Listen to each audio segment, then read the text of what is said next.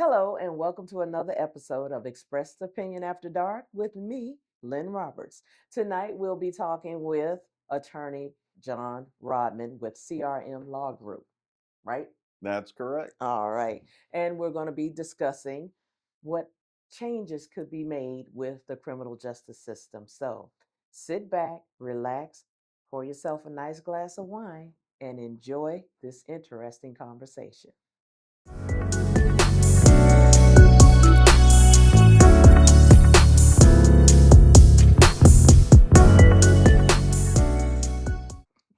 All right. So thank you so much for being here. I really appreciate you taking the time to come out and join me. I appreciate your invitation. So, we're going to dive into this and we're going to be talking about the criminal justice system. So, I guess first things first is going to be with the criminal justice system, the way it's set up now, and some of these laws that they have. What do you think, or what do you think are the changes that should be made or can be made? Well, I think the changes are numerous, Yeah. and it would take a long time to go through all the changes that need to be made. Mm-hmm. Some examples of Okay. changes that can be made when you look at various sex crimes Mm-hmm. and domestic violence crimes. Okay. I think there are not enough levels of Mm. those crimes. And what I mean is that most crimes or all crimes carry a sentencing range. Mm-hmm. Some crimes carry a mandatory minimum sentence Mm-hmm. with a range above that. Yeah. And so, what happens oftentimes, that dirty word, child molestation, Mm-hmm. there are a lot of different ways for a person to end up being charged with a child molestation charge. Okay. And they're not all equal in gravity. Okay. I mean, Uh-huh. it can be something as simple as an unwanted touch to Mm-hmm. something much more. Okay. Um, But a lot of times but a all of lot it of get, times they're all grouped together. yeah. And so what you end up with are sentencing ranges that don't necessarily match the actual allegations Mm-hmm. present in this particular case Mm-hmm. versus this other case over here. Okay. Two very different cases, very different alleged acts, same sentencing range, Mm-hmm. same title on the charge. Mm-hmm. Uh, Similar in domestic violence.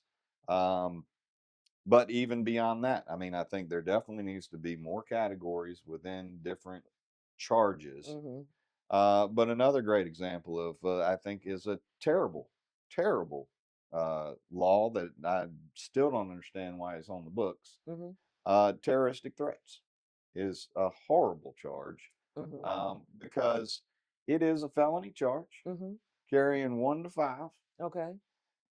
and it is as simple as telling someone that you will punch them in the face. That Yeah. can be Uh-huh. charged as a terroristic threat. Now, consider the fact that if you actually Punch punch someone in somebody. the Yeah. face, that's a Uh-huh. simple battery misdemeanor That's with crazy. that it can be 12 months in jail or probation or suspended or whatever. It can be Mm-hmm. nothing, Uh-huh. right? And you've actually punched someone in the face. But if you tell someone that you want to punch them in the face or that you will punch them in the face, even if you don't punch them in the face, now you're facing a potential 5-year felony charge. And things like that don't track common sense Yeah. and have lasted so long, and it baffles me every time I think about why is this still on the books. Um, there are plenty of changes like that can be I made. never knew it was a felony though. It's a I felony to make a threat is essentially what we're dealing with here. So it's a felony to make a threat, but it's simple It battery can to be a carry misdemeanor out to carry to, out the to act. carry out the That's right. threat. That's right. That's crazy. Okay, if that is not what my mama used to say is bass backwards. So that that is nuts. It really is. I mean, and if you think about it in common sense terms, let's say you get angry Uh-huh. and you say, I will punch you in the face, but Hmm. you show the restraint, Not which to. is Yeah. again something good mamas teach us, Yeah. Uh-huh. and you don't follow through on it. Uh-huh. Well, now you're still at felony level versus the person who doesn't show restraint and doesn't give warning. and just punches someone in the face, So and now basically, you they're saying you looking better at off punching them in you're the face. better off punching them in the Just face. go ahead and punch them in the Just face. go ahead and do it. Make Dang. sure you're not on camera. Well, these days and times, that's hard to do. Well, that's another thing to keep in mind. A lot has changed about criminal defense in the Mm-hmm. 18, 19 years that I've been doing it. The the discovery has changed. The Mm-hmm. things I expect to see from the state when they provide us with the evidence, I almost always expect to see recorded phone calls, Mm-hmm.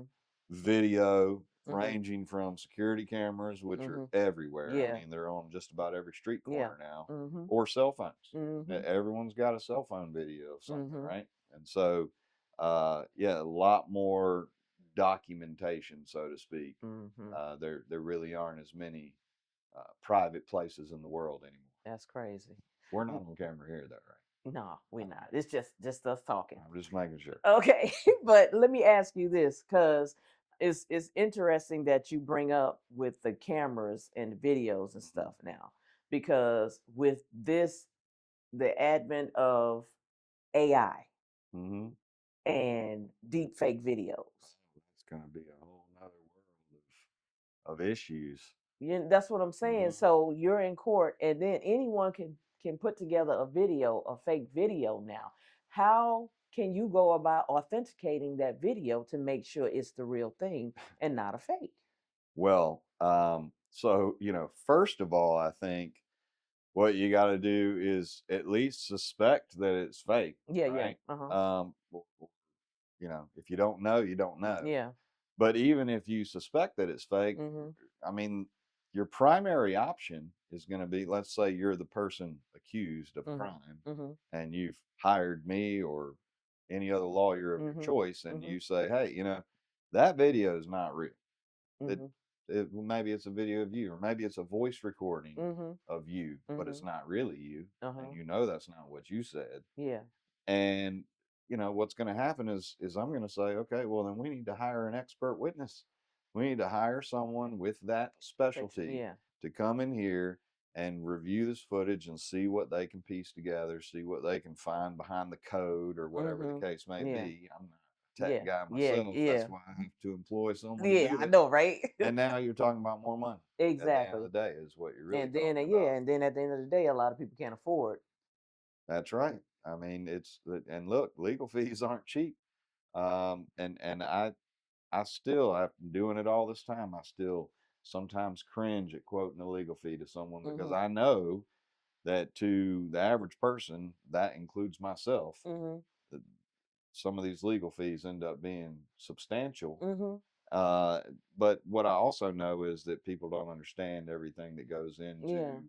representing a person in a case, Mm-hmm. and keeping the law firm full of all the resources Yeah. necessary to make sure we're doing the best job we can. So it's an expensive business, and it ends up being expensive to hire a good attorney. Yeah. So let me ask you this. Speaking of that, with the attorneys, because a lot of attorneys get a bad rep. Sure, of course they do. I've heard all the lawyer jokes. I've told plenty of them too. Oh my goodness. All right. So with with the perception that lawyers get, and then a lot of times the perception of your defendants, Mm-hmm. because they are automatically assume that, yeah, they did it, they had to do it, they look guilty. That's right. So how do you go about when you get someone that comes into your office and they need your help and they're telling you, I'm innocent, I didn't do this, and you have to decide whether or not you want to take that case? Walk me through a situation where you or someone comes into your office Mm-hmm. and they need your help, and they're saying that they didn't do it. I mean, it could be they did it, or you got a feeling they did it, or you could Mm-hmm. even know they did it. But as their attorney, you have to defend them. Well, you threw about 6 different questions at me. I'm gonna try and answer all Okay, of them. hey, we got time. Go ahead. All right. So let's see. Perceptions of attorneys. Mm-hmm. I will touch on it by saying that, like pretty much any other career field you can find. Uh-huh. There's good ones, there's bad ones, there's Mm-hmm. an awful lot of mediocre ones, right? Mm.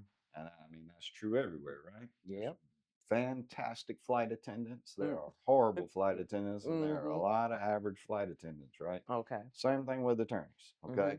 And so anyone who's choosing an attorney Mm-hmm. and people who come to me, Mm-hmm. one of the things I ask is, have you talked to other attorneys? Mm-hmm. You know, am I your only opinion on this? Okay. And if they say yes, which they usually do, Mm-hmm. I urge them. I say, you know what, you should talk to someone else though. Mm-hmm. Like you should talk to someone else, Mm-hmm. and I'm confident you're gonna come back to me anyway. Okay. Okay. But I think you need to get different opinions because A, not all attorneys are created equal. Some attorneys aren't worth the time. Mm-hmm. Okay.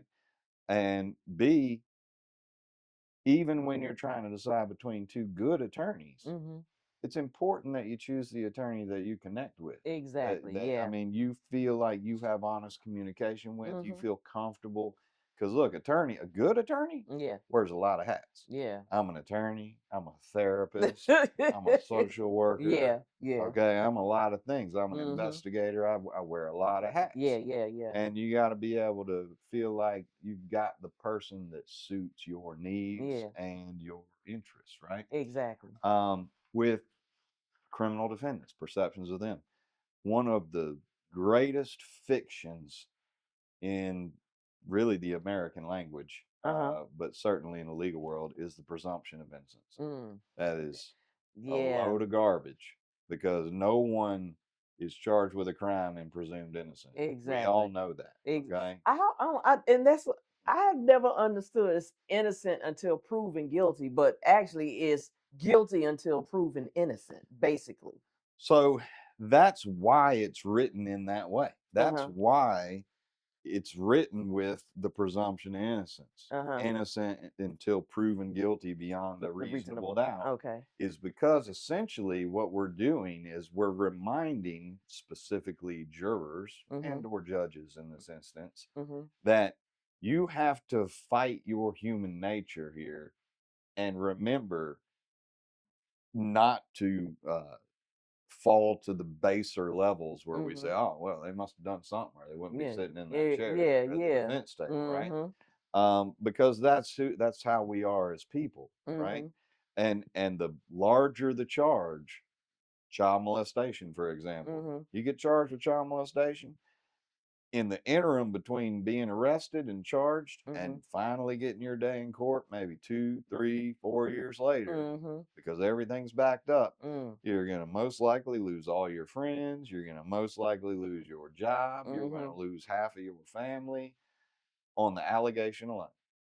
And I have seen cases where the evidence is so bare minimum, and even the allegations themselves are weak, Mm-hmm. but it's still enough to destroy a life, Wow. right? And when we think about why it Mm-hmm. needs to be innocent until proven guilty, is because, look, anyone could be accused of anything. Yeah. You know, somebody doesn't like you, and so they just say, oh, well, you know, they did this thing. It's Mm-hmm. not true, but they can say that you did it.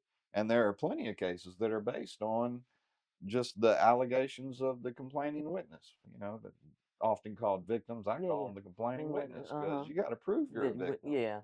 to some extent. Yeah. Okay. Because otherwise, you're just a complaining witness saying they did this thing to me. Yeah. Right.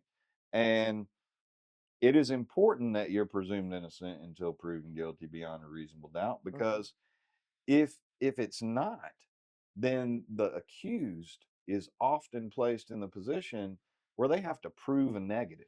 Mm. It When you think about it, if Mm-hmm. something happened, then it should be on the government to To prove. prove that it happened because it either happened or it didn't.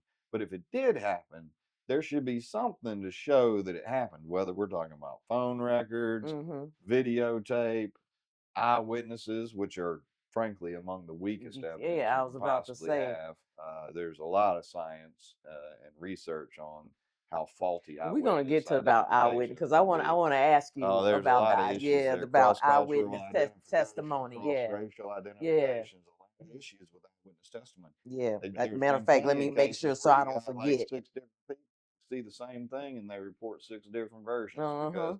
they'll describe the perpetrator differently. I've had many cases like that.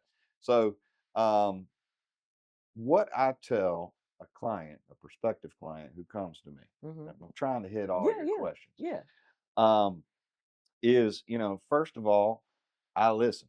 I mean, I Mhm. think a listening ear is the best attribute that a lawyer can have, Yeah. actually. Mhm. We're often known for our mouths, but it's honestly the ear. Mhm. You got to receive the info first. And, Yeah.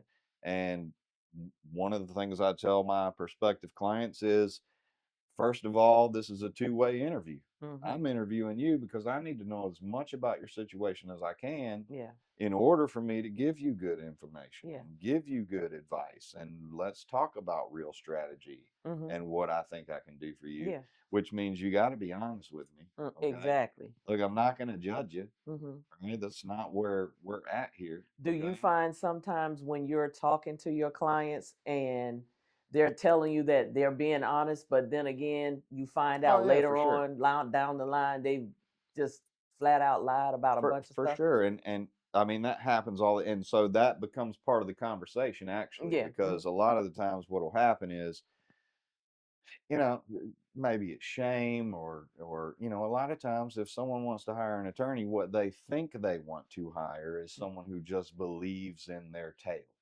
right? Yeah. And so I tell them, I said, look, you don't want to hire me because I'm going to champion your cause no Mhm. matter what. Yeah. You want to hire me because I'm going to be honest with you, Mhm. which means I got to have honest information to work with, Exactly. because I can't tell you what the best option is if I don't have all the real information. You got to tell me the good, the bad, and the ugly, because otherwise, if you're only telling me the good and you're ignoring all the bad, I don't know about it, and Mhm. I'm going to give you bad advice, And right? then you don't know And about then it. And you're the then one the that's going to suffer. opposition on the other Mhm. side comes up with stuff that That's they right. left out. Then Now you look, looking crazy. if you tell me this, I'm going to believe you. But if later on I get evidence and it shows that everything you told me was garbage, then we're going to have a problem, right? Mhm. I'm not going to be able to help you in the way that you thought that I was telling you that I could, right? Uh-huh. Um, but a big part of that is human nature too. Mhm. And the fact of the matter is that I have represented many, many, many people who were totally, completely guilty as charged. Mhm. I have also represented many, many people Mhm. who were absolutely not guilty, Mhm. whether they were wrongly identified, Mhm. whether they were spitefully identified, Mm. whether they were set up to be the patsy in a situation, Mhm. and take the fall unknowingly for Yeah. something else. Mhm. The party to a crime. In Georgia, they call it party to a Mhm. crime, where anyone involved in any way in a crime can be charged equally and suffer equal consequences too. So you end up with a situation where you've got three guys in a car. One of them's the driver. One of them is the guy that's going to go in and rob the store or Mhm. rob the person on the street. And then you got someone in the back seat. Now maybe the driver and the gunman are in on it. Maybe Mhm. the person in the back seat has no idea what's going on. Mhm. Well, it doesn't stop all three of them from being charged, right? And Mhm. facing equal consequences. And only even though only one person had a gun, they're Yeah. all going to be charged with possession of firearm during commission. They're all going to be charged with armed robbery under the party to a crime theory. So you end up with situations where it happens all the time, where someone really did not have the knowledge, the intent, Mhm. or take any action to truly be guilty of something, but guilt by association, mere So is that presence. one of those laws you think need to be?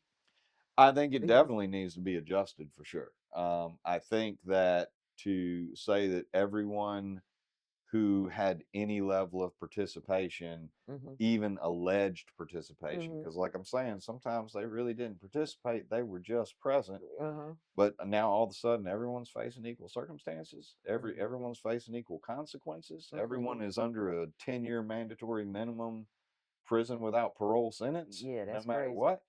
That's not fair. And we talk about justice as if it's meant to be fair, equality for all, and it's clearly not. Not. Yeah. And more often than not, I mean, the people who suffer the most look different from the people who thrive the most. True. I mean, it.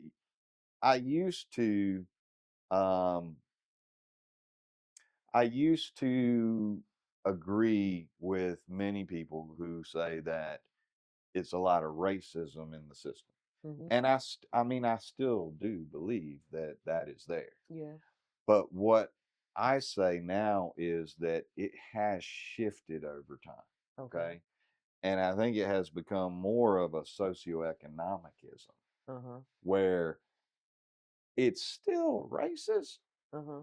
but it shifted the socioeconomics so that it's still very imbalanced Mhm. racially, Mhm. but it doesn't have the same appearance, right? Mhm. Things shift. Mhm. Uh, but the point I'm making is I've kind of lost my way on this. Uh-huh. The point I'm making is that when someone comes to me, Mhm. I just have a very real conversation with them, and I ask them to do the same. And I say, look, you're deciding if you want to hire me. I'm Mhm. deciding what needs to be done to represent you. So Uh-huh. we have to be honest. Honesty is rule number one. Have you ever turned someone down to I take that? have turned plenty of clients down. Now I spent my first 8 years as a public defender, Okay. and I had to take all comers, right? Mhm. And I ended up handling some cases that I really did not want to handle. And had Mhm. I been in private practice, I would have turned them away, but I handled them nonetheless. I won jury trials for on cases that I did not feel good about or Okay. would not have chosen to take. Um, and that was part of the motivation to go into private practice. Certainly not all of it. Mhm. Um, but look, I said there's people who are guilty, there's people who are not Yeah. guilty. Most of the people, most of criminal defendants, Mhm. the fact of the matter is that I believe everything is a spectrum. Yeah. And what usually happens is they did cross a line somewhere. Mhm. There was something Mhm. that they did that they shouldn't have done. Okay. But what often happens is due to a lot of reasons, tough on crime Mhm. policies, overzealous prosecutors, Mhm. politicians, Mhm. is that people get severely overcharged. You know, Mhm. there are many times when someone has done something that, yeah, they should probably be charged with a misdemeanor or two, but now they're facing 7 felonies because they're going to stack it up and gain a bunch of leverage. And now it's not about guilt or innocence necessarily. Mhm. It's about trying to pull fairness from the maw of the justice system, Mhm. and it's very difficult to do. Mm. Because what I also tell my incoming clients is you got to understand that the state, the government has pretty much all the power on the Mhm. front end, Yeah. right? Mhm. When at the time that you're arrested, the police have all the power. At the time that you are charged and brought into court, the state has all the power. Mhm. Or in the federal system, the government has all the power. Mhm. And it is only as we creep closer Mhm. to trial Yeah. or a form of litigation, Mhm. motions hearings at least, Mhm. that the defendant, the accused, starts to regain an ounce of power, right? Yeah. And the hope is that by the time you find yourself in front of a jury, those scales of justice are somewhere close to level. Have you ever run across where you have a client, you know the client is innocent, but there's a lot of circumstantial evidence, Absolutely. and but say the prosecuting attorney, they know that your client is innocent, but they still want to prosecute them anyway. So I can't speak for what is in another person's head. So Okay. I'm not going to do that. Okay. But I have had multiple cases where, as you said, I believed in my client's innocence. Mhm. Absolutely. Their story made sense. And there are some limits to the story that you can tell in a courtroom. Yeah. The story you can tell in a courtroom under the rules of the courtroom Mhm. isn't always the whole story that you can hear outside the courtroom, Mhm. right? Um, the victim's rights. Victims have a lot of rights. Mhm. It's very difficult, nearly impossible to get into character evidence on a victim, Mhm. especially in, say, a sex crimes case. Yeah. A woman accuses a man of rape. Mhm. And the fact is, she has accused 3 other men of rape over the last 10 years. Mm. You know, Mm-hmm. one of them's been acquitted. It's very, very difficult to even get to that truth. It is that is the truth. Mm-hmm. It's very difficult to be able to present that in court. And so there are a lot of instances like that where there is circumstantial evidence. Mm-hmm. There's enough for them to be charged, but I firmly believe they're not guilty. Mm-hmm. Now, again, I can't speak for what's in the Yeah. prosecutor's head, but Mm-hmm. I would certainly like to believe that a reasonable person on the other side would see something at least similar to what I see. Mm-hmm. And yes, unfortunately, I've encountered plenty of situations where the prosecutor just is like, no, I'm not. We're pushing forward. I'm not gonna do now. Sometimes and often, what happens is if a prosecutor has that doubt or Mm-hmm. that belief that you may be onto something, what'll happen is they're not going to dismiss a case Yeah. more often than not. Okay. Sometimes, Uh-huh. but more often than not, what they're going to do is try and squeeze some plea out, right? Yeah. Say, well, I'll tell you what, I won't send them to prison if they'll plead to probation, right? Uh-huh. Um, But why but it's plead them still to very probation if they're not guilty? well, That's why indeed. But that's why you need people like me on the front lines doing the work I do, because I'll tell you what, there's an awful lot of criminal defense attorneys out there who really don't care enough about their clients, mm-hmm. and they will sail them down that proverbial river, so to speak. Mm-hmm. I've encountered many clients who were former clients of someone else. Maybe they fired that other attorney and Yeah. came over to me and said, well, all they wanted to do was convince me to take this plea Yeah. deal. And I had to tell them 100 Do times, you I'm get not that taking often? this plea. Happens all the time. Happens Wow. all the time. Wow. And I say, well, you know what? You only got to tell me once. You know, Mm-hmm. I mean, I need to make sure you understand what the offer is and what it means. And, again, that good, the bad, and the ugly of it Yeah. all. But once I know that you understand what you are rejecting, there's no need to talk about that anymore. Okay. You say trial, we're going to trial. Yeah, I hear you because I'm like, look, I ain't going to jail for something I didn't do. That's Fight. right. That's right. Now, let's talk about like specific crimes because, Mm-hmm. like, like you mentioned, like with the sex crimes and how those can be handled. Sure. Um, what about crimes of passion? Like, you know, I was, matter of fact, I was just talking about something that happened with a guy. He went to his girl ex. It was his ex girlfriend. Okay. I guess he didn't realize she was his ex girlfriend, but Oh, he thought they were still together. I guess, nobody told him they had broke up. I got But he was hiding out in her house, you. call himself waiting on her to surprise her with flowers. I think he had flowers. It was money and drugs. That's what he was going to surprise her with. Okay. But he was surprised when she came home with her new boyfriend. Mm. Unpleasantly surprised. Yeah, for the most part. And so an altercation ensued, and he ended up shooting and killing the man. Okay.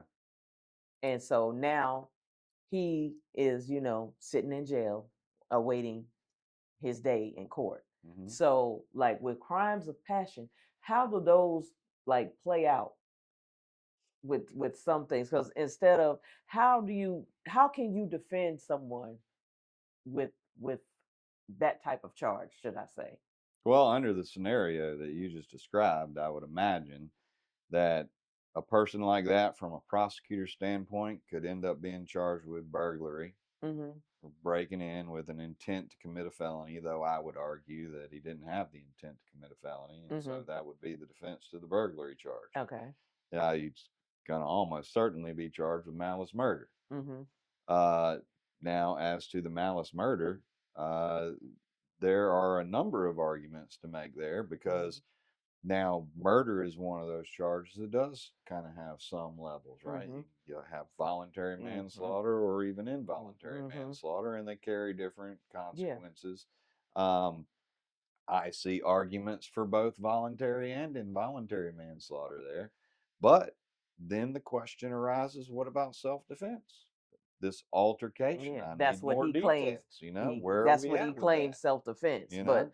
I think with me, the first Mhm. question, why are you in this woman's house? Well, sure. I mean, there's definitely that. I You mean, there's a know, lot of big questions got to and be how answered did you here. get in there? It's That's not, did right. you have a Now, key? that's right. Did Yeah. he have a key that he was previously given and wasn't asked to return? And he thought he had permission to be there, and he did just want to surprise her with flowers and thought it was going to be romantic. Mm-hmm.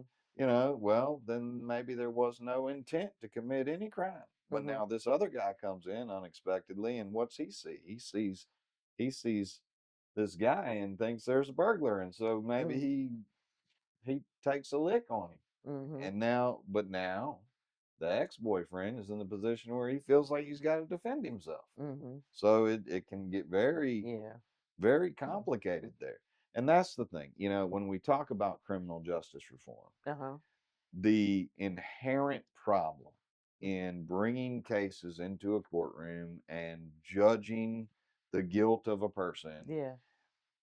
is it's a situation where there has to be a standard, right? There Yeah. has to be laws on the books Mm-hmm.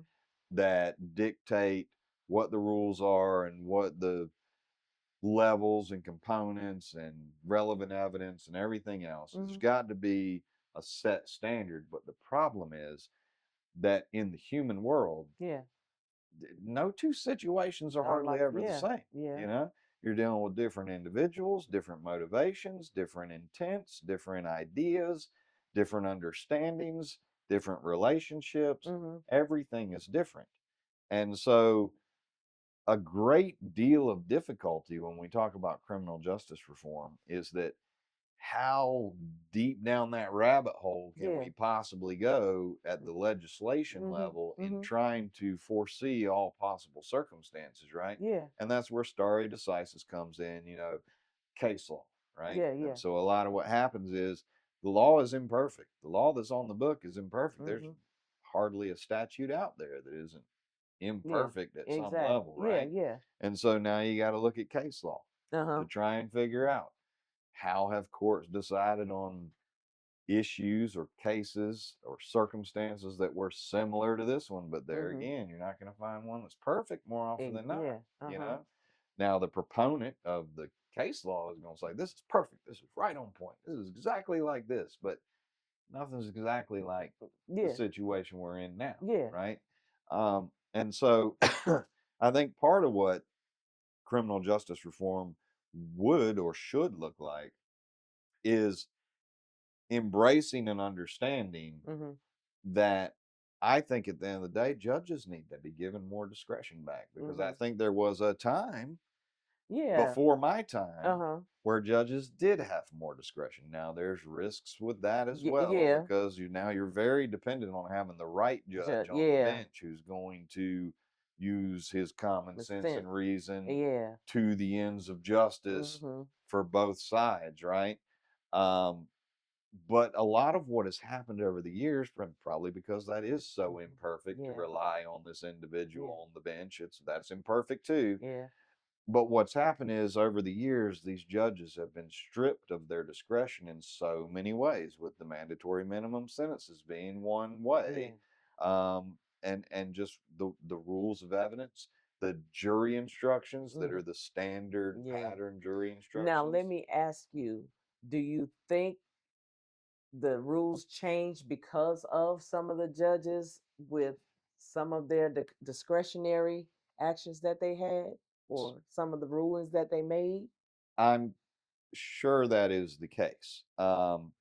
History tells us that not all people have been treated fairly Yeah. and equally, Mm-hmm. right? And so part of what happens, look, change I would say that change is not a straight line, Okay. right? Yeah. You got a problem here, and so you work around the problem and you change in this direction. But then guess what? Now there's a Yeah. problem From over over here. here, and Yeah. then now you Build gotta back. try, Yeah. and then you gotta try and keep something of a straight line, Mm-hmm. something of a standard practice, right? Mm-hmm. Against stare decisis, that's where that comes into play. Is that you got to have a history of legal rulings Mm-hmm. and realities Yeah. that can be applied Mm-hmm. over decades and even centuries But at the same time, you can't ignore all the injustice that has so frequently plagued the Mm. system Yeah. for a variety of reasons. Mhm. Um, the racial disparity is the most obvious. Mhm. You Yeah. know, I tell people all the time. I tell clients of mine. A lot of people, most of my clients who come to me say, "I touching on something you asked earlier, they'll come in and they'll say, "I never knew that it would be like this. I Mhm. never had a sense." And it's like, well, I'm sorry to say it this way, is because you haven't been paying attention. Mhm. Because nobody likes the criminal until they're the ones that are accused, Mhm. or their friend or family is Mhm. accused. And now Exactly. all of a sudden it's real. It's like, Mhm. wait, it's like this? Yeah. It's like this? And it's like, yes. And guess what? It's been like this. And it's going to continue to be like this until Mhm. more people in your situation now come to the realization before they're in your situation Exactly. now Yeah. that things need to change. Mhm. Okay. So I've lost my place It's again okay. But you made your point. You made the point. But I did want to ask you, by you being a criminal attorney and here. you having to go before the judge, and sometimes you're not in agreement with the judge and the judge's decision. Hmm. Um, have you ever had the need to ask a judge to recuse themselves from any of your cases? I did once ask a judge to recuse themselves, and I immediately regretted it. Oh wow. Okay, you got okay. Do tell. Do tell. It's not really a story worth telling. Oddly enough, it sounds like it is, Wow. but Okay. honestly, it's not. Um, Look, I have had. I will put it this way. I have had many cases Uh in huh. front of many judges in Mhm. many jurisdictions. I mean, Okay. I practiced from Brunswick to Macon, Okay. Augusta, everywhere in between, pretty Okay. Uh huh. much. Primarily, most of my experience has been in Savannah Yeah. by virtue of Location. proximity. Mhm. Um, but I have many times been in front of a judge on a particular case, and sometimes it's a particular case. Look, judges are human beings too. Yeah. Mhm. There are plenty of judges that they can be very fair on this type of case, Mhm. but don't bring this type of case to them, right? They feel a kind of way about it. Yeah. There was a judge once who was extraordinarily tough on shoplifters, Uh huh. and oddly enough, would not be nearly as tough on more violent crimes, right? Relatively Yeah. speaking, Yeah. Okay. right? That was just this judge's thing, Mhm. right? And so there's plenty of times I've been in front of a judge on a type of case, and I'm like, oh man, not this judge. I wish I had a different judge. Uh huh. But that's why they don't allow judge shopping, because I'm sure I'm not alone in that. I'm sure Mhm. every criminal defense So attorney how has do felt that way. judges get chosen for cases? So, there are people with more inside knowledge than me that could answer that question Mhm. better than me.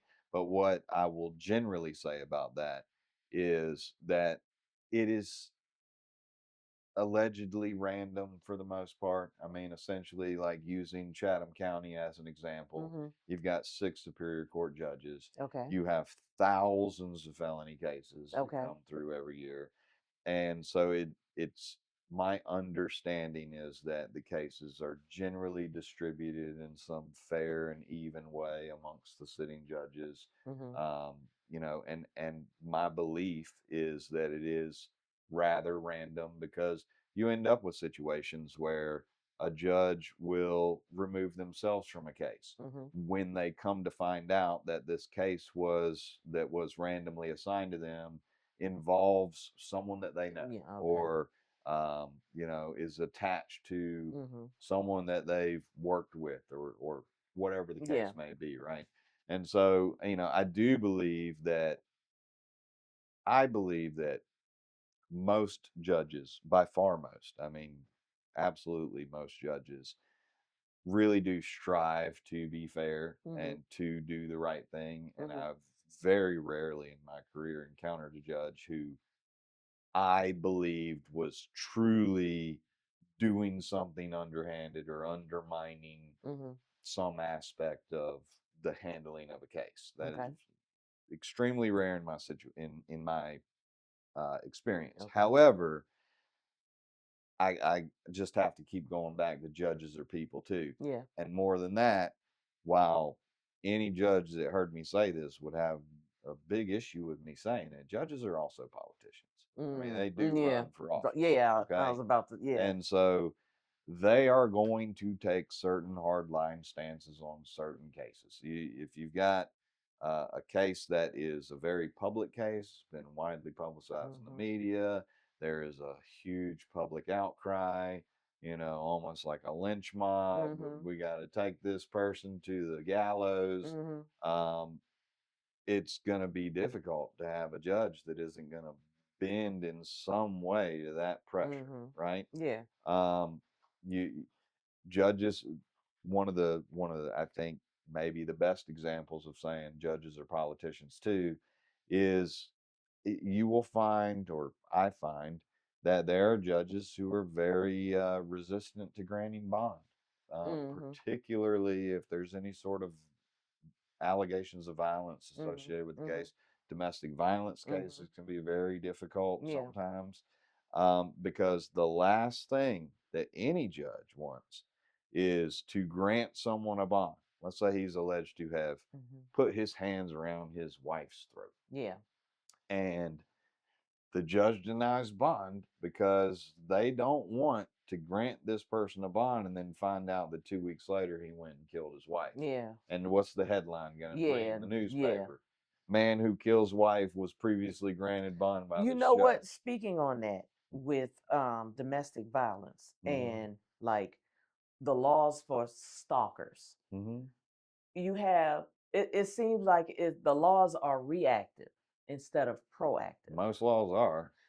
And I say that because it's like, okay, you have someone and they are being stalked by an individual, and the first thing they tell them is first when you call the police and they tell them talking about there's nothing they can do because they haven't committed a crime. Well, they haven't committed a crime yet, but it keeps escalating to committing a crime. So basically, you waiting for them to commit the crime before you do anything about it. And then they'll tell you to get a restraining order. Okay, you get a restraining order, but just because you get the restraining order does not necessarily mean that they're going to obey the restraining order. Well, you don't get a restraining order expecting them to obey. You get a restraining order so that there's some teeth behind them Yeah. not obeying it. That's really all a restraining order is good Yeah. for. This person has to stay 300 yards away from me and Yeah. I across the mean, street if they see me coming.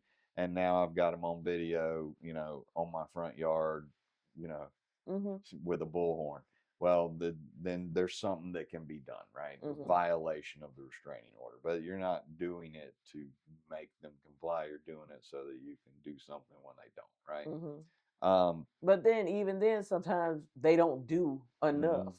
Oh no! So for a lot of layers, all your questions have a lot of layers. Good questions.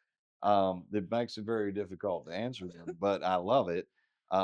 So there are I a was a lot of lawyer in my layers other here. life, but go ahead. I hear you. So in using the stalking example, we got to understand because I'm a big believer context is everything, right? Yeah. You got to understand that at the street level, so to speak, you've got police officers who are on that initial call, right? And Yeah. police officers have extraordinarily difficult jobs. I mean, the average police officer is going to do dozens and dozens of calls on a shift. Yeah. And maybe the middle of the night, and this call's dangerous. This call feels like a waste of time, but there's still paperwork to do when we get back to the precinct. There's a lot going on, right? And so you're dealing with human beings. Again, Yeah. it's always human beings, right? Good ones, bad ones, a lot of different people involved. And so your encounter can be very different based on the police officer who responds. Are they on the front end of their shift? Are they on the back end of their shift? Are they going through a divorce back at the house? Are they a racist and this is not a good racial makeup that benefits you? I mean, there's a lot of things going on, right? But even the best officer on a bad night may not make the right decision. And that's the thing that, police officer has to make the decision to begin with. Now, a lot of times I find myself having issues with police officers who decide to arrest, Okay. right? But, but the, the, the person who's making the call is going to have a problem with the officer who decides not to arrest, Mm-hmm. right? And so it all starts kind of at that base level. But then even beyond there, I mean, you got to think about, are we in a public space? I Mm-hmm. mean, because that's going to change things a lot, right? Okay. Now, if he again is on her front lawn, Mm-hmm. and I say he because it's usually he, Yeah. a woman's usually the victim. The woman's most likely cause of death is the man they're with. Yeah. Whereas the man's most likely cause of death is heart failure, Oh. right? So Okay. it's probably the woman that did that too. Oh wow. Okay. Um, there's just so many factors when it comes to something like stalking Uh-huh. that it's like almost before you can even get to the courtroom, again, there's got to be some meeting of criminal statutes, right? Mm-hmm. And a public space versus a private space is going to change a lot. The dynamics of the relationship is going to Okay. change a lot. You mentioned like the public space and the private space. Hmm. To me, I mean, stalking is stalking, regardless of whether it's public or private. Sure. But in the eyes of the law, what is the difference? Well, the difference is this, and look, a lot of this also pertains to police procedures as well. Yeah. Okay. But the difference is, how can the court be expected to restrict someone from going to a public place, right? Okay. Like, there are some circumstances. Let's say someone has shoplifted from the mall. Okay. Well, the court could Mm-hmm. say you're banned from the Yeah. mall, Yeah. right? Uh-huh. So there are limited situations where the Mm-hmm. court could say, yeah, there are situations where I've even seen people banned from all but one county in the state of Georgia. Dang. These things Okay. can happen, right? But for the most part, it is a huge restriction on the individual rights, because Mm-hmm. at the end of the day, look, as a criminal defense attorney, one of my big things that I'm an advocate for and that I fight for is individual rights, Uh-huh. right? Okay. I believe that society needs to do everything we can to reach that utopian level of happiness and let's all get along, but at the same time, don't strip me of individual rights, Mm-hmm. right? Yeah. And so when we start talking about preventing someone from moving about freely in the Yeah. world, Okay. Yeah. because this girl or man or whoever doesn't want you around them, Mm-hmm. well, to the to a great extent, the most the court is going to do is say you can't be near this person, and Mm-hmm. if you come in contact with them or see them incidentally, you gotta move away, right? Okay. But the court generally in a stalking situation is not going to say, well, you can't go to all these public places. Mm-hmm. Now, I have seen situations where maybe there are specific locations, like she eats at Golden Corral every Thursday Mm-hmm. night with her Mm-hmm. girlfriends, and yet, sir, you can't go to Golden Corral on Thursday nights, right? Wow. But I mean, Yeah. there is still an interest Yeah. in, while there is an interest in protecting anyone from violence or harm or stalking or any such Mm-hmm. thing, harassment, there's also an interest in maintaining individual freedoms for Okay. all individuals Yeah. in the community. And Mm-hmm. I think both are, I mean, in my opinion, pretty equally important, Mm-hmm. because, like you said, you can become very reactionary. Yeah. There are a lot of reactionary laws in the books, and I think a good rule of thumb on that is, if a law is named after a person, it's Uh-huh. a reactionary Actionary law, law. Yeah. right? If you Uh-huh. got Joseph's law or Laura's law, Uh-huh. that's a reactionary law. And generally, it's a bad law Mm-hmm. because it's a political law, you Mm. know? And it's not demeaning the victim who got murdered, and they named a law after them, to Mm-hmm. say that the law is reactionary, poorly written, Mm-hmm. poorly applied, Mm-hmm. and full of flaws. I mean, that's just generally the case with those types of laws. They're Oh, just a good really? example of reactionary laws, Oh, okay. because they tend to be the laws that do strip away individual rights and freedoms, that Mm-hmm. do let the government into your home. Mm. Okay. Okay. I mean, we have the right to remain silent. We have the right against unreasonable searches and seizures until Mm-hmm. laws like this come along and say, "Oh, yeah, not so fast." No, you don't. Okay. Now, I'm glad you said that we have the right to remain silent, which Mhm. brings me to Use it.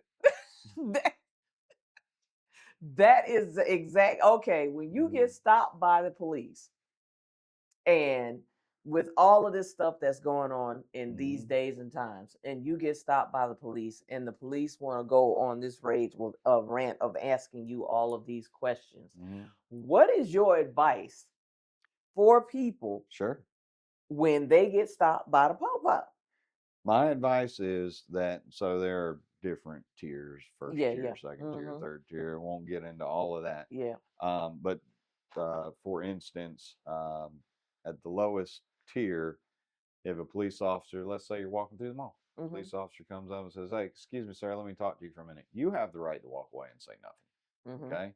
Now, whether or not that officer will chase you, tackle you, handcuff you, and arrest you for something, you can't stop that, Okay. right? Mm-hmm. But what you can do is shut your mouth, do nothing else, don't fight. I mean, I Mm-hmm. know that's hard. I mean, Yeah. you know, it's hard for me not to fight. Mm-hmm. But don't say anything Mm-hmm. and just let it be let yourself get arrested, Mm-hmm. and then it's all going to get sorted from there because that was an illegal arrest, right?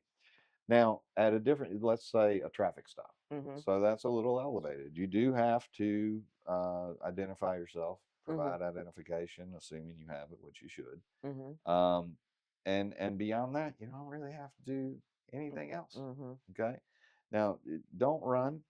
Most people don't know that if a police officer tries to pull you over and you hit the gas pedal instead of the brake pedal and you try and get away, first of all, 99 times out of 100, they're going to catch you because you might Yeah. outrun that cop, but you're You not can't going to run outrun the a radio. radio. You know, I know, you're right? not going No, to you outrun can't the outrun a radio. radio. And what happens is now that you've done that, You mandatory 1 year to serve in prison, wow. right? Then I mean, unless you can beat it, but Wow. now you just gave yourself a mandatory 1 year in prison just by Mm. trying to get away, right? Mm-hmm. So, and look, your car smells like weed. You got pills in the trunk, whatever. Uh-huh. Um, you you know, I still say you pull over and shut the hell up. Mm-hmm. Give them your identification. Beyond that, say nothing. They want to Mm-hmm. ask all the questions in the world where are you coming from, where are you going to, Mm-hmm. but what you had anything to drink? Just, I'm not going to answer any more questions, officer. Not going to do it. Mm-hmm. Well, I want you to take this breath test. Well, unless you absolutely are certain that there is no way Mm-hmm. that there is anything in your system, decline. Mm-hmm. Say no. You have the right to not give them evidence to use Mm-hmm. against you. Now, sometimes because I remember years ago, I got stopped Hmm. and the officer wanted to accuse me of like drinking and Hmm. stuff, which I knew I hadn't been. Hmm. But I was ticked off because I'm like, actually, I was just coming in. I was like a block away from my house Right. because I had just had to drive all the way to Atlanta to pick my son up from the airport. And then I'm like, done drove 4 hours. I'm tired. It's late at night. Last thing I'm trying to do is Yeah, mess with you. exactly. Hmm. And he wants to tell me that either I can do the breathalyzer here or he have to take me downtown. Take me to the station. You know. And I thought I was going to do that, but the Hmm. only reason why I didn't is because I had my kids in the car. That's right. That That's is right. the only reason Well, and you why. knew you were going to pass breathalyzer. Yeah, Sure. and I'm like, this is ridiculous. Hmm. You're gonna tell me my eyes are red. I'm tired. Hmm. You But know. see, where most people get themselves in trouble is they believe, and good cops, Mhm. good as in skilled, Mhm. will convince someone that, look, man, if this can go bad or good. I can take you, I can arrest you, we can go through all the rigmarole, you can go hire an attorney, spend a bunch of money, go to court Mhm. for 2 years, or you can just talk to me right now and go home. Mhm. That is, cops are allowed to lie to you. They Mm. are allowed to lie to Mm. you. That is the rules. They can lie to you all day long. people that end up in interrogation rooms. The police are absolutely allowed to go in and tell you, But how look, man, we that? already got your DNA. Mm-hmm. We already got 3 eyewitnesses, and we already pulled your phone records that show that you were in the area. So why don't you just save us all the trouble and confess? Mm-hmm. Everything they just told you was a total lie. They got no eyewitnesses. There is no DNA, and they don't have a clue about your phone records. But they're allowed to tell you that, right? Uh-huh. And Isn't that entrapment? no, that's not entrapment. Entrapment is almost non-existent in the law. Okay, Wow. and entrapment is actually an entrapment defense Mm-hmm. for someone to claim entrapment. Say, I was entrapped into doing this. Mm-hmm. That is one of those rare instances where the burden actually shifts to the accused Just to okay. prove the That the entrapment to okay, some okay. degree, right? Mm-hmm. So entrapment is, I'll tell you, I'll put it this way: I've never had a legitimate entrapment case in 18 Okay. years. I've had a Okay. couple that I thought might come close, but Mm-hmm. it is very hard to hit that level of Okay. entrapment. The government has to go way outside the lines. They got Okay. to draw all the way over here. Um, but they're allowed to lie to you. And what most people, where they run into trouble is they believe, often at the officer's urging, that they have the ability to talk the cops out of arresting them, Mm. out of pursuing charges. Mm. When the reality is they have no Mm. ability. Mm. I am a litigator. I do this for a living, and Mm-hmm. I know I'm not talking a cop out of arresting me if they've decided they're going to arrest me. Rescue. It's Yeah. not going to happen. Uh-huh. The only thing that's going to come out of my mouth is evidence that can and will be Used used against against you you in a in a court court of of law. law.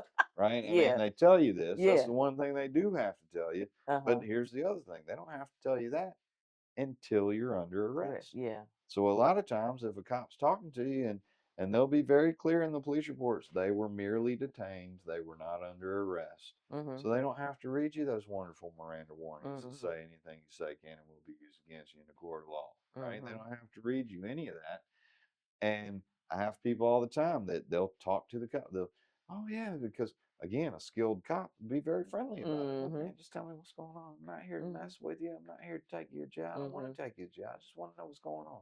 Let's get to the bottom of it. Help me help you. Yeah. Right? They can be very good. Uh-huh. And then all of a sudden they're telling a story that they think is innocent and it's not. And now they're going to jail on their own So words. basically, anytime you get stopped, Don't say anything beyond just what you have to say. shut up and Mhm. say, I want a lawyer. Yep. Or just say, call I John. want a lawyer. Call John Rodman. That's right. That's what they should absolutely do. Okay. Well, with that being said, tell everyone how they can get in touch with you. Sure.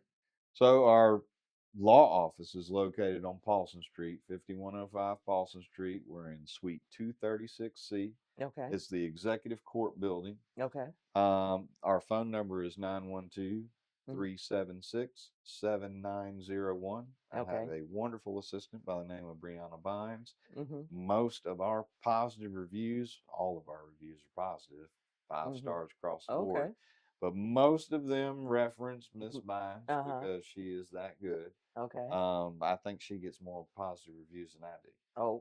And she is in many ways face the firm, but she can walk anyone through any issues.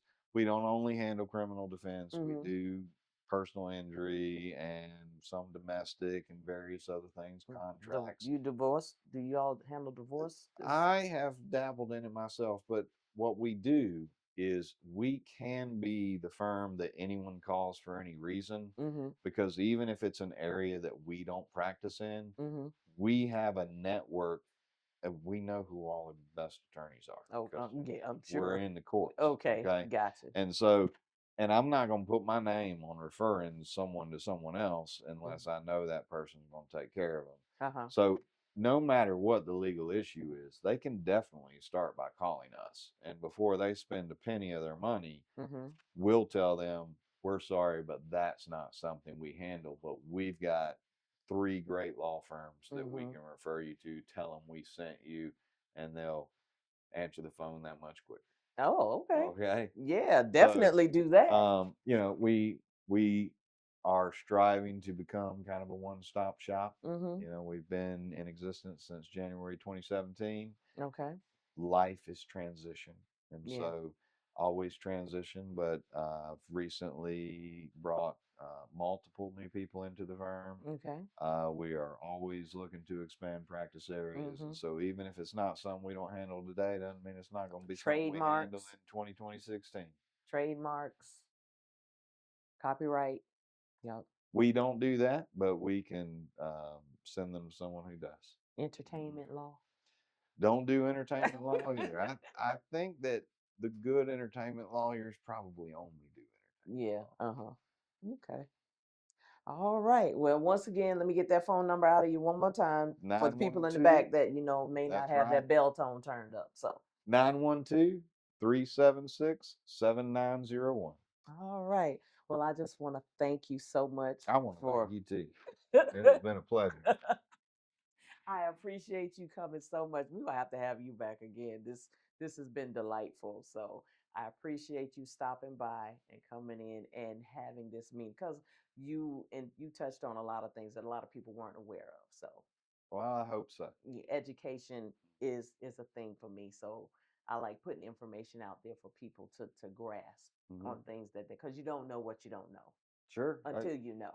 Education is something that I have striven to do for a long time. As a matter of fact, my former law partner, current Judge Middleton, and I have for years gone out to probably just about every public school and just about every church and college, from elementary school to college, community centers, and we have tried to teach individuals at all ages about their rights. Know your rights. Awesome.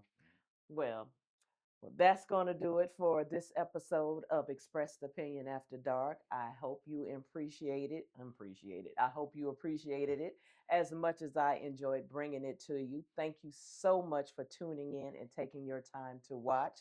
So we'll see you the next time. And remember, in the words of my dearly departed mom, Geneva C. Boykins, like I always say, please be good. And if you can't be good, at least be careful. And also, everyone is entitled to their opinion. Never be afraid to express yours. I'll see you next time. Smooches.